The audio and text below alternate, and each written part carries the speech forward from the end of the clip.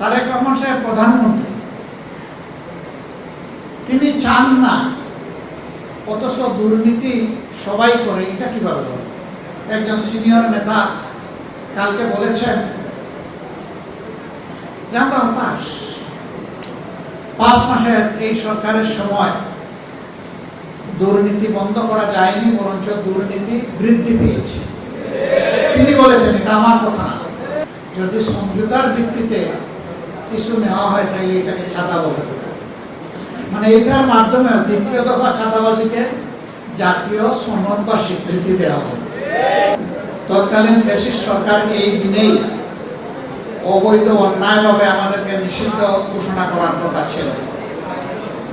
পরে তারা একদিন পিছিয়ে 1 আগস্ট এই অপকর্মটি তারা করেছিল। আমরা সাথে সাথে প্রেস কনফারেন্স করে এটা প্রত্যাখ্যান করেছিলাম এবং জনগণকে, আমাদের সহকর্মীদেরকে আহ্বান জানিয়েছিলাম যে এই দেশে প্রতিবাদের শেষ ঠিকানাও এই সরকার যেহেতু নিশ্চিহ্ন করে দিতে চাচ্ছে, এখন আর বসে থাকার সময় নেই। এখন সবাইকে ঝাঁপিয়ে পড়তে হবে, আন্দোলনকারী জনতার সাথে মিশে যেতে হবে। আলহামদুলিল্লাহ, মাত্র 3 দিনের ব্যবধানে সরকার মাথা নত করে এই দেশটাকে পালিয়ে যেতে বাধ্য হয়েছে। তারা আমাদেরকে নিষিদ্ধ করেছিল 1 আগস্ট, আর দুপুরে রান্না ভাত ফেলে তারা চলে গেছে 5 আগস্ট। আল্লাহ তাআলা তাদের কিসমতে ওটা রাখেননি। তারা ধারণা করেছিল অতীতের মতো 15.5 বছর যেভাবে মানুষের উপর অত্যাচার নির্যাতন করেছে, এই যাত্রায় তারা ফ্যাসিবাদী কায়দায় সেই আন্দোলন দমন করে দেবে। কিন্তু আল্লাহ তাআলা সমস্ত কুওয়াতের মালিক, শক্তির মালিক, আসমানের ফয়সালা যখন কারো ব্যাপারে জমিনে নেমে আসে, এইটা প্রতিরোধ করার ক্ষমতা কারোই থাকে না। সেদিন মানুষ মুখে মুখে বলতে শুরু করলো, আল্লাহ তাআলা একদল আবাবিল পাঠিয়েছিলেন। আবাবিলের কঙ্করের কাছে হস্তি বাহিনী অসহায় ছিল। আব্রাহা সেই হস্তি বাহিনী ঠিকানায় টুকরা টুকরা হয়ে গিয়েছে। ঠিক 5 আগস্টের অবস্থাটা এমনই হয়েছে।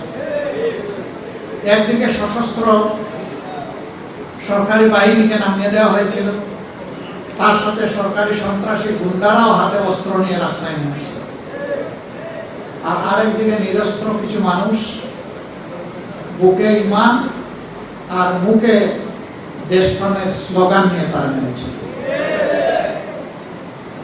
এই ঈমান এবং স্লোগান দিয়ে আল্লাহ বিজয়ী করেছে। আল্লাহ তাআলা কালামে হাকিমে বলেছেন, কাম মিন ফিয়াতিন কালিলাতিন গালাবাত ফিয়াতান কাসীরাতান বিইজনিল্লাহ। দুনিয়ার শক্তি, সামর্থ্য আর বিশাল বাহিনী অসহায়।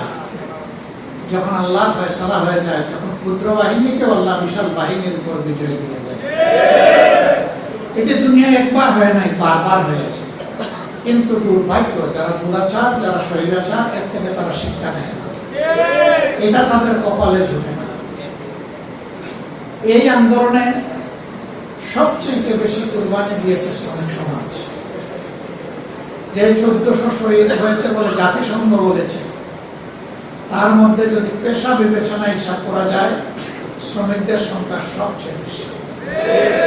তারপরে হচ্ছে ছাত্রদের সংখ্যা, এরপরে সাধারণ জনগণের সংখ্যা।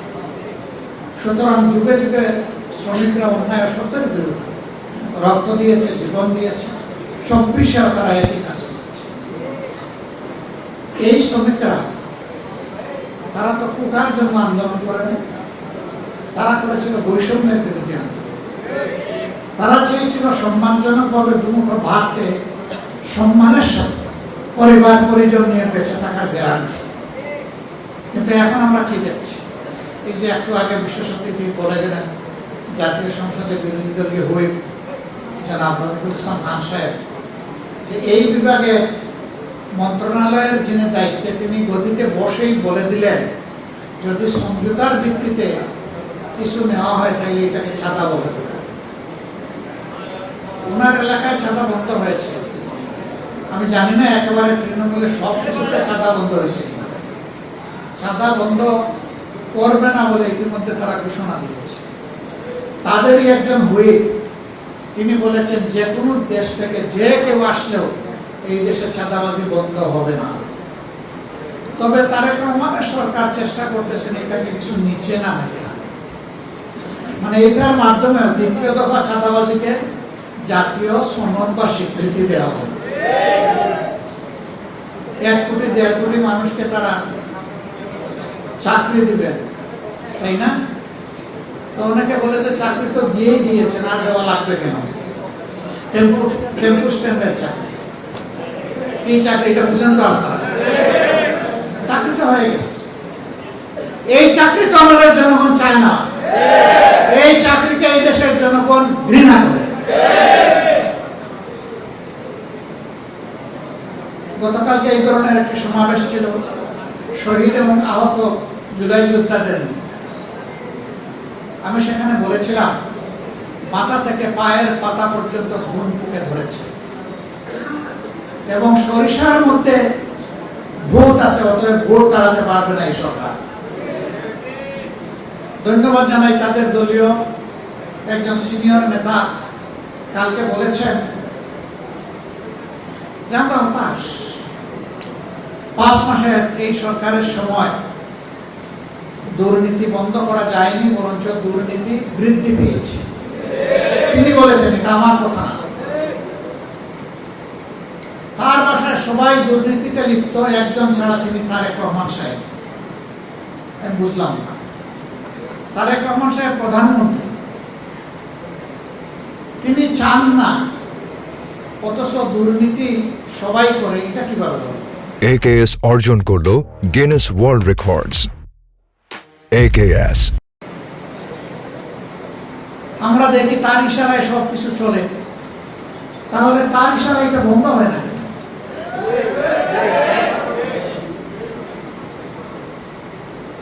আল্লাহ ভালো জানেন মাথা থেকে পায়ের পাতা পর্যন্ত একই, সবকিছু একই কিনা আল্লাহ ভালো জানেন। আমরা দেখতে পাচ্ছি ব্যর্থতার দায় যখন স্বীকার করলেন, তখন কি এই সরকারের আর ক্ষমতায় থাকার কোন নৈতিকতা থাকে? নৈতিক দিক থেকে সরকার তার অধিকার হারিয়েছে দেশকে পরিচালনা।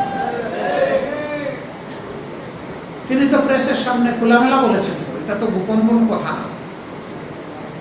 এটি হচ্ছে এই সরকারের আমলের বাস্তব চিত্র। ফেডারেশনের 12 দফা দাবি আমি দেখলাম এক এক করে, এবং এইখানে তার কিছু ফেস্টুনও টানানো আছে। দাবিগুলা করতে হবে কেন? এটাই তো হওয়া উচিত সমাজে।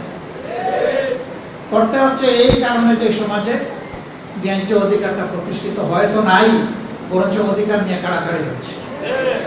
চাঁদাবাজদের হাতে যেখানে সেখানে পরিবহন শ্রমিকরা তারা নাজেহাল হচ্ছেন। চাঁদা দিতে অস্বীকার করলেই তাদের উপর বিপদ নেমে আসছে, তাদেরকে মারধর করা হচ্ছে, আহত করা হচ্ছে, গাড়ি ভেঙে দেওয়া হচ্ছে। কারা করছে? সরকারি দলের লোকেরা করছে, এটা পরিষ্কার। আমরা আপনাদের দাবির সাথে সম্পূর্ণ একমত এবং আমরা পরিষ্কারভাবে বলতে চাই, এই বাংলাদেশ থেকে ইনশাআল্লাহ ভোট তাড়ানো হবে। রক্ত তো সবাই মিলেই দিয়েছি। আমরা জুলাই এই অর্জনকে নিজেদের দলীয় অর্জন হিসেবে কখনো দাবি করি না এবং করব না। এই অর্জন 18 কোটি মানুষের অর্জন। আমি সকলকে অনুরোধ করবো এককভাবে কেউ যেন কৃতিত্ব দাবি না করে। ব্যক্তি হোক, দল হোক, গোষ্ঠী হোক, এটা কারো একার নয়।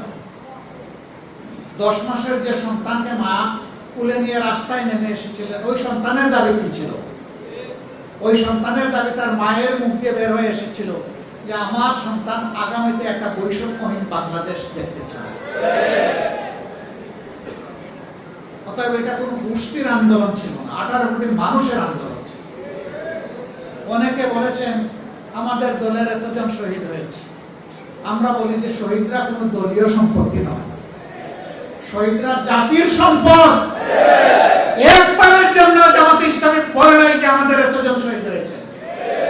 আমরা প্রতিজন শহীদকে সম্মান করি এবং জাতির সম্পদ হিসাবে তারা সবাই আমাদেরও সম্পদ। আহত বঙ্গু যারা হয়েছে তারা এখনো কষ্টে কাতরাচ্ছেন। বুলেট পিলেট শরীরে নিয়ে তারা রাতে ঘুমাতে পারে না, কাজকর্ম করতে পারে না, অকেজ হয়ে পড়েছে। তাদেরকে যেভাবে স্বীকৃতি এবং সম্মান দেখানো উচিত সেটা দেখানো হচ্ছে না। আমরা পরিষ্কারভাবে দাবি জানাই, অবশ্যই জুলাই শহীদ এবং জুলাই যোদ্ধাদেরকে তাদের প্রাপ্য সম্মান দিতে হবে। যদি তাদেরকে তাদের প্রাপ্য সম্মান দেওয়া হয় তাহলে মায়েদের গর্ভে আরো বেশি বেশি করে বীর জন্ম নেবে ইনশাআল্লাহ। আর যে জাতির মায়েরা বীর সন্তান জন্ম দেবে সেই জাতি বিশ্বের কোন দানবের কাছে মাথা নত করবে না। আমরা কোন আধিপত্যবাদের কাছে মাথা নত করব না। অনেকে আমাদেরকে পার্টি নন গ্রাটা, মানে তাদের দেশে এই পার্টিকে তারা বরণ করবে না বলে ঘোষণা দিয়েছে। আমরা এগুলা কেয়ার করি না। আল্লাহ তাআলা বাংলাদেশে জন্ম নিয়েছেন, এই বাংলাদেশের লাভপতি হচ্ছে আমাদের লাভ। এই বাংলাদেশ নিয়েই বাঁচতে চাই, এই বাংলাদেশের জনগণের জন্য লড়াই করতে চাই, এই বাংলাদেশের জনগণের হাতে হাতে তাদের অধিকার তুলে দিতে চাই। এর আগ পর্যন্ত আমরা থামবো না ইনশাআল্লাহ।